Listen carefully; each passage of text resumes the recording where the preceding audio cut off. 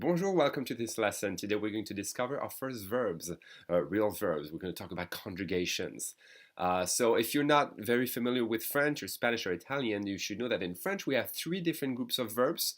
We call them groups. Sometimes some people call them conjugations. And the first group of verbs we're going to talk about all end with ER. The infinitive ends with ER, pronounced E. What's an infinitive? It's a verb that's not conjugated, okay? You can say it's a verb outside of a context, outside of a sentence, even though we will use them in a sentence, but you can recognize them through their ending. And those first group verbs all end with the letters ER, and it's pronounced E, okay? So let me give you a few examples in English if you're not great with grammar. For instance, in English you would say he has, and the infinitive is the verb to have. We are, the infinitive would be the verb to be. He works, that would be to work. They saw, the infinitive is to see. She has gone, the infinitive of has gone would be to go, okay? So all those first group verbs, the ending is going to be ER. It's pronounced E, okay? So you have travailler, everybody thinks it's to travel. It's not, it's to study. It's to study or to work. And it's interesting, first mistake, I always talk about the mistakes that other books make. And well, it's not that it's a mistake. They'll teach you that the verb to study is étudier in French. Okay, nice, but we just never use that verb étudier. Instead, we use the verb travailler, okay? So keep that in mind. If you see étudier, disregard it. Nobody uses it. To say study, the French will always use the verb travailler, okay?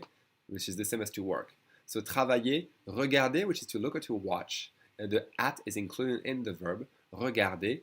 Écouter, to listen to. The to is included in the verb. You don't need to add it. Écouter, so you listen to someone or something.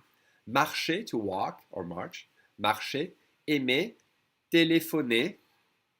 Parler, to speak or to talk. Préparer, to prepare, to fix a meal. Préparer.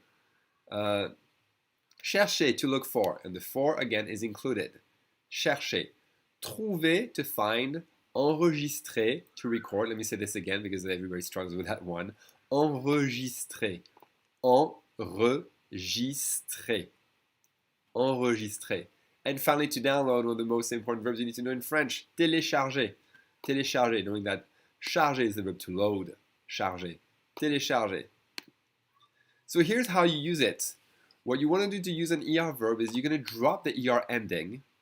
And for each subject pronoun, which is je for I, tu for you, il for he, elle for she, on for one in the sense of we. This is the formal we, nous, which we never use really in spoken French. Vous, you guys, or you sir, and il, elle, plural. Well, it's going to be E-E-S-E, O-N-S, easy, E-N-T. All right. Number one thing you should keep in mind is that these three endings are silent. And that one is silent too.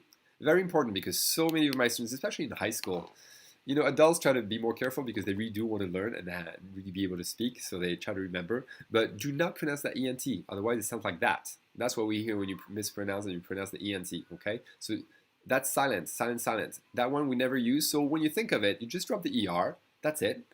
And remember, this is the one that's going to sound different that you're actually going to use.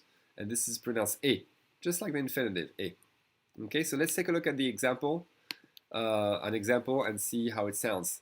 So silent, silent, silent, silent. J'écoute, to listen to. Okay? J'écoute, tu écoutes, il écoute, elle écoute, on écoute. Nous écoutons, vous écoutez, ils or elles écoutent. I'm connecting the silent S, I'm connecting it to the next vowel sound. Okay? Keep in mind, we never say nous, we don't really use it. It's written in written French in newspaper articles, in books, that you'll see it. But we really say on écoute. Remember, tu écoutes, whenever you have a vowel after the tu, we're going to drop that U when we speak fast, which is pretty much all the time, really. So people will say t'écoutes. T'écoutes quoi? What are you listening to? Tu écoutes will be t'écoutes. D'accord? Again, j'écoute, tu écoutes, il écoute, elle écoute, on écoute, nous écoutons, vous écoutez, ils or elles écoutent. D'accord? Ensuite, let's go over some examples. Je chante, or chante. If I say it faster, I'm going to try to drop the E and connect the J and the sh together. It's going to be chante. Elle chante faux is she sings out of tune. It's like she sings wrong. Okay? Elle chante faux. Je chante, I'm singing or I sing. Tu travailles. Tu travailles. Are you working? We'll go over the questions, but you can put it that way. You say, you're working. Tu travailles. So remember, it's to be doing something or to do something. Remember the verb, the present continuous does not exist in French. So to say you are doing something, you say you do something. So are you working is you work. Okay, tu travailles. Je travaille trop. I work too much. Je travaille trop. We don't say the P. And if I say it faster, I'm going to drop the E and try to combine the J and the T together. And it's going to be je travaille trop. The French will always say je travaille trop instead of nicely saying je travaille trop. So if that's all you learn with another method, it will be useless because I know that the French, again, native French speakers will think that je travaille and je travaille are just the same. They won't bother telling you. But I know that you don't hear the same thing as English speakers. So let me tell you, je travaille, that's how you read it, but people will say je travaille. D'accord? Elle écoute de la musique. Again, we'll go over that. That's some for feminine words. Elle écoute de la musique. Elle écoute de la musique. Plus fort means louder. Fort is strong or loud. Okay, so louder is plus fort.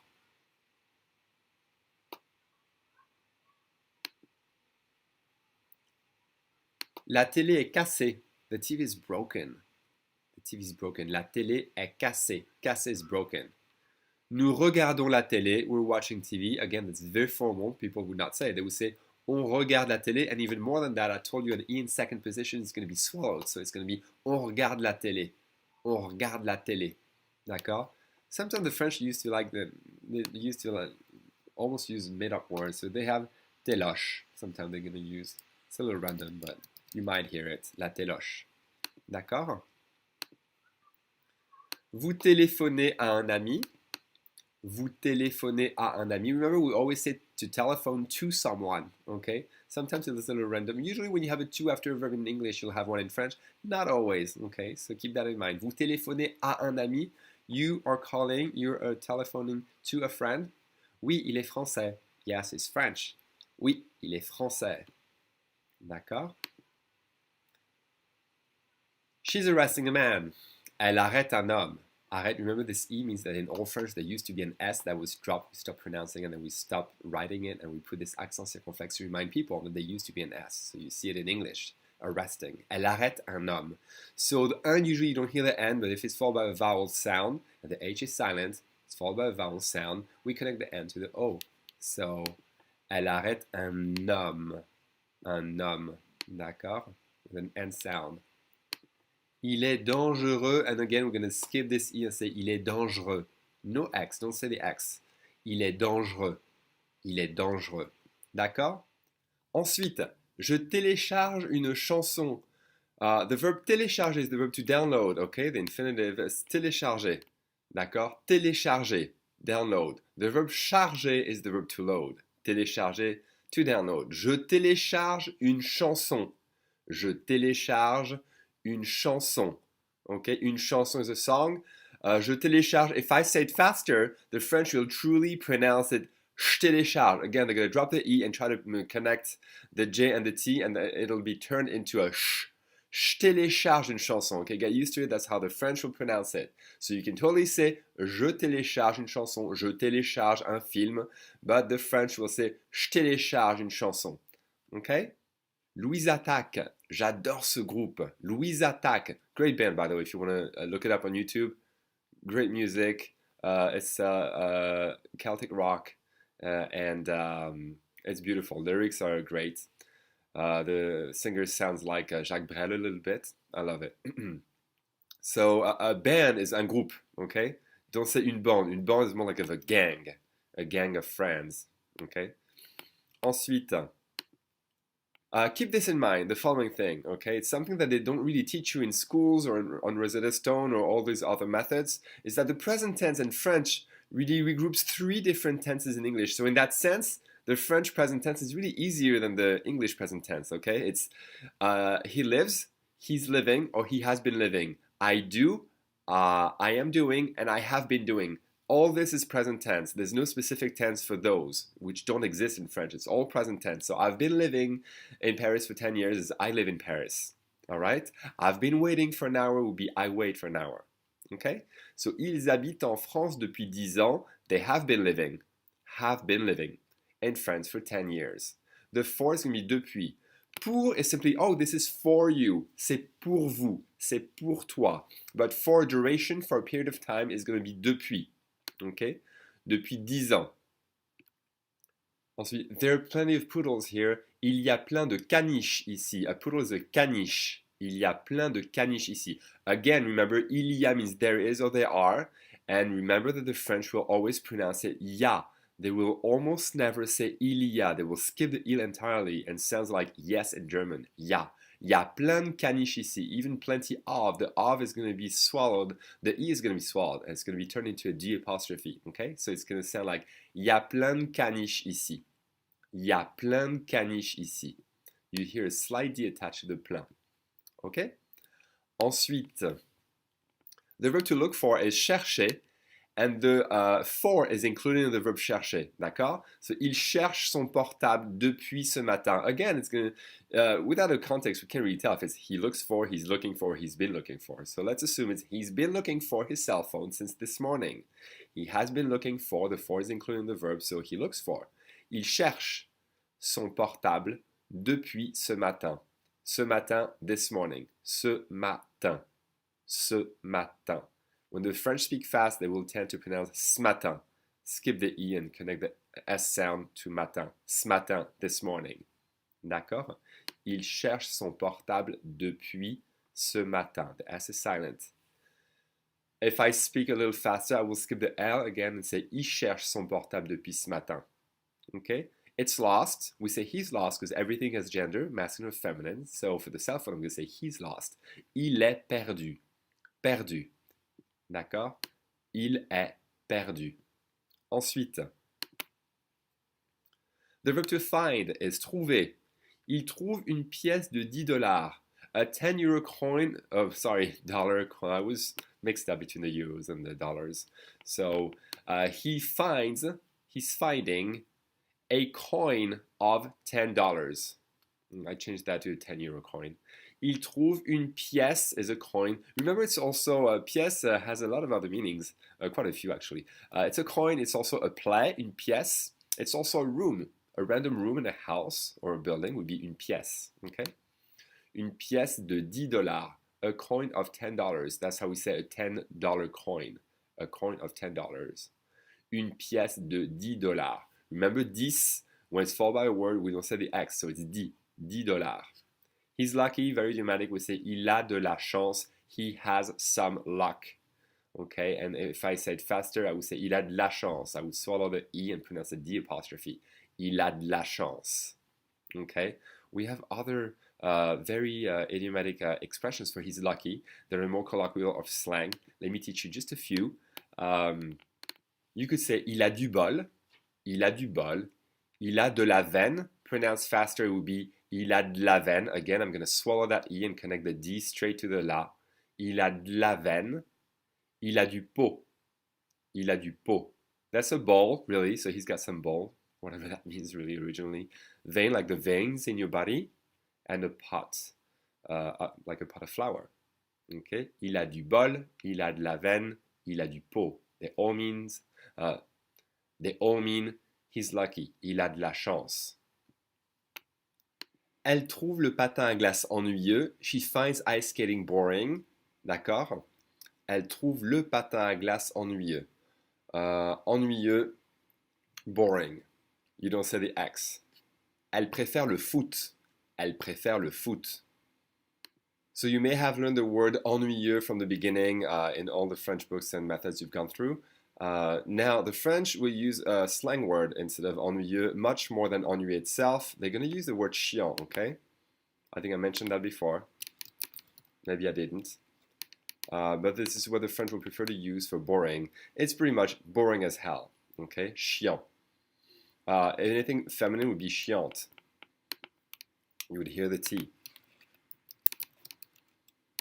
Okay, so boring as hell, feminine, chiant, masculine, chiant.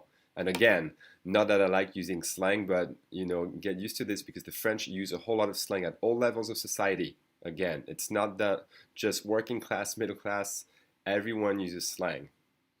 So chiant, chiante, boring as hell. It's also pain in the ass. Il est chiant, he's a pain in the ass. Okay? A very useful word, you'll hear it again and again. I know it sounds very close to chien, very different. A dog is un chien.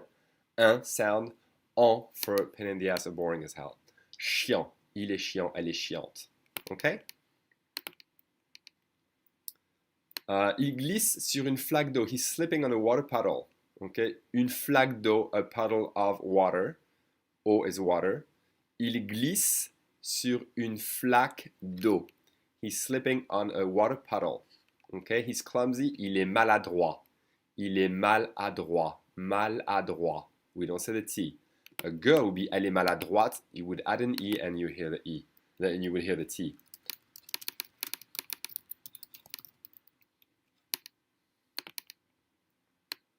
Elle est maladroite. Elle est maladroite. She's clumsy. Il est maladroit. He's clumsy. The opposite. We have the opposite, which is il est adroit. Elle est adroite. And that's being well balanced. Okay? Il est adroit, or well coordinated.